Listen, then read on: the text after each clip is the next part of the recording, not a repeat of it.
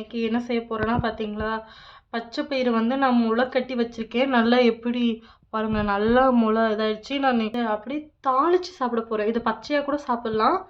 இருந்தாலும் நான் சரி இன்னைக்கு தாளிச்சு ட்ரை பண்ணலான் இருக்கேன். வாங்க தாளிக்கலாம்.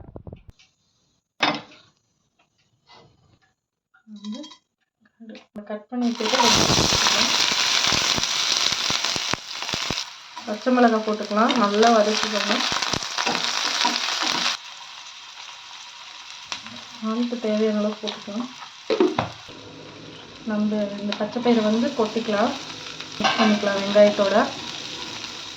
இதை நான் எதுக்காக செய்யணும், ரைஸோடு சேர்த்து சாப்பிட தான் இதை நான் செய்கிறேன்.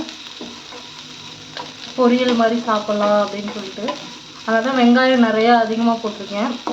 நல்லா டேஸ்ட்டாக இருக்கும் வெங்காயம் நல்லா போட்டால். நம்ம நல்லா இதை மிக்ஸ் பண்ணிக்கலாம். நம்ம லைட்டாக இது தண்ணி கொஞ்சம் தெளிச்சு விட்டுக்கலாம். மல்லியை போட்டு இறக்கிடலாம். அவ்வளோதான், பாய்.